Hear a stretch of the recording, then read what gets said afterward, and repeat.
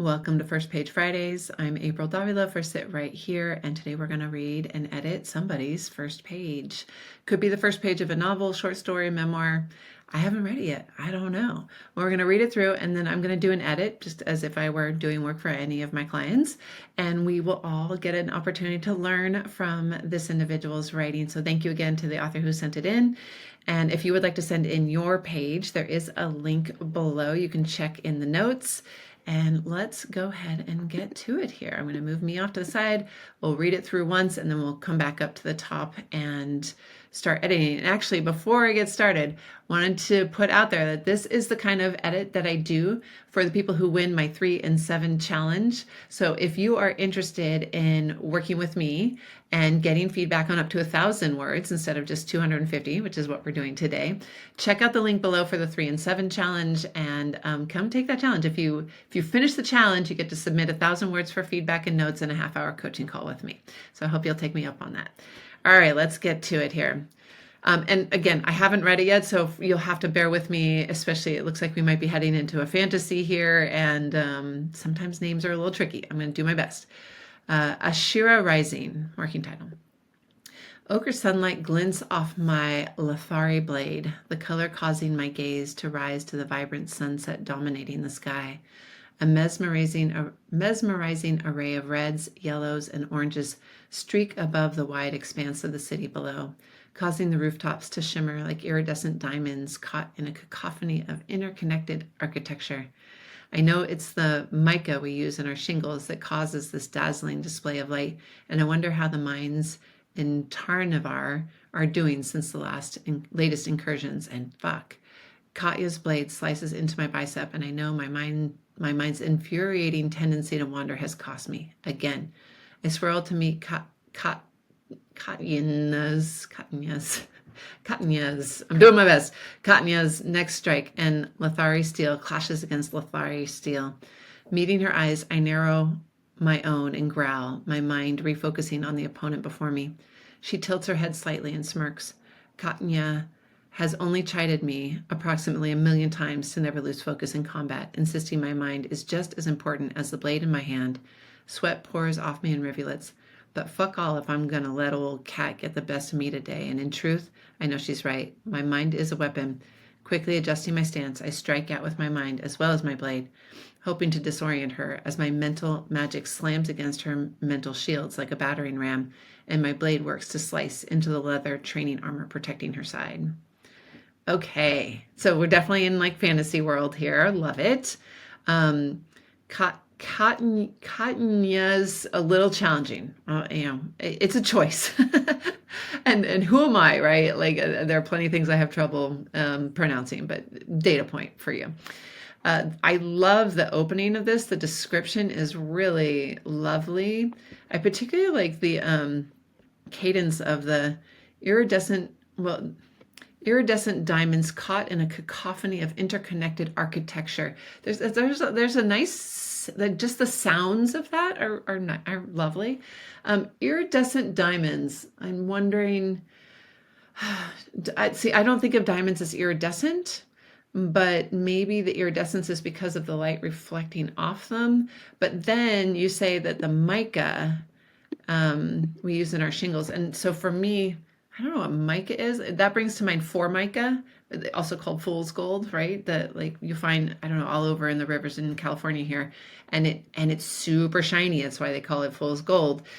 But I'm wondering, like, so I really like this description, the mica we use in our shingles that causes this dazzling display. Because if I'm thinking Formica and that like it looks like gold but even shinier, and if that was in the shingles and the sunset caught that, I mean, that would be incredible. And so my brain just like lit up with that image. I love that. And you use it as an intro into, I wonder how the mines in Tarnavar are doing since the latest incursions. And fuck. Okay. And then you segue us into the next thing that happens. So I wonder if, as much as I like iridescent diamonds caught in a cacophony of interconnected architecture, I think going from diamonds to mica might be like a step too far, like one too many things. So I might go with a mesmerizing array of reds, yellows, and oranges streak above the wide expanse of the city below, causing the rooftops to shimmer. I might, um, this might be one of those kill your darling moments. Or can you keep like in a cacophony of inner? Nah, yeah, you might have to lose this for clarity's sake. I don't know. I'm gonna go ahead and cut it. Pains me to do it, but I think it's clearer, causing the rooftops to shimmer. I know it's the mica we use in our because then the image is not confused with diamonds or mica or what is it that's shimmering. We know it's the mica reflecting the dazzling display of light. And I wonder how the minds in Tarnavar are doing since their last incursions. And fuck. Also, good point to notice that when you drop an F-bomb on the first few lines of a story, you're setting tone. And if these are characters who are going to swear, and it does, and then we get another F-bomb even on the first page. So this is a story that has the F word in it. And I actually feel like if you're going to use the F word a lot in your story, drop it on the first page. Like, fuck yeah, get it out there. And that way people who are like offended by that, they just close the book. This one's not for them. And best to get it up there and nice and early. I feel like the grammar on this, the punctuation might, like latest incursions, and like it feels like I need more emphasis on the fuck, for lack of a better way to phrase that. Like I think if, and I might even put it here. Fuck.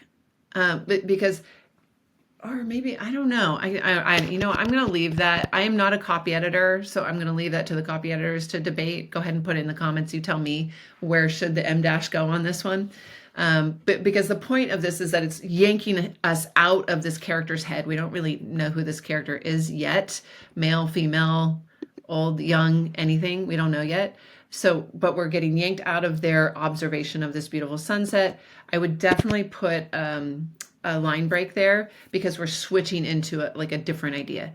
Katya's blade slices into my bicep, and I know my mind's infuriating tendency to wander has cost me. Again, I like this. I swirl to meet Katya's next strike, and Lithari steel clashes against Lithari's steel. Meeting her, and I like that you've already established the Lithari blade. Meeting her eyes, I narrow my own and growl.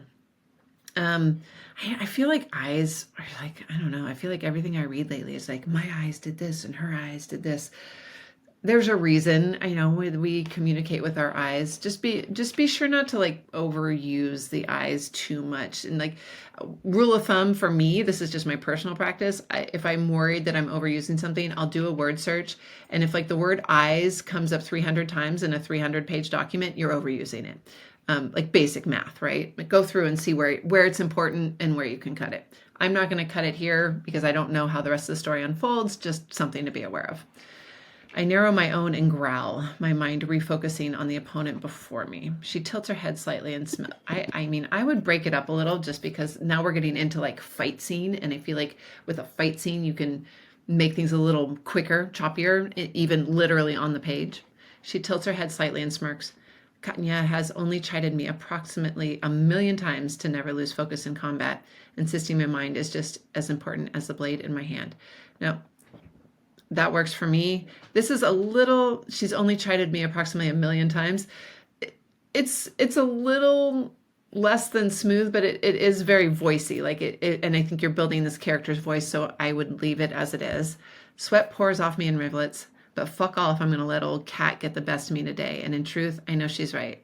My mind is a weapon. Quickly adjusting my stance, I strike out with my mind as well as my blade, hoping to disorient her. Now, I would love, since this is our first introduction into the idea of the mind literally being, I mean, we can figuratively talk about our minds being a weapon, right? Quick wits, thinking on our feet, that sort of thing. But here you're taking it a step further, and it is actually a weapon that this person can strike out with. I would love to know a little bit more about what that means. Like right up here in the front, I strike out with my mind. Does that mean that they like think about attacking them? Is there like a literal a word that they think in their brain that like, I don't know. And you don't want to go like, don't add 300-400 words about it right here, but if there's some way that you can drop us a hint of what that means for a character to strike out with their mind, this would be a great place to start introducing it, because it's cool, but I don't really know what it means. So I strike out with my mind as well as my blade. You might have to break it into like 2 sentences. Strike out with my mind, a few more details. At the same time, I swing my blade, hoping to disorient her as my mental magic slams against her mental shields like a battering ram, and my blade works to slice into the leather training armor protecting her side.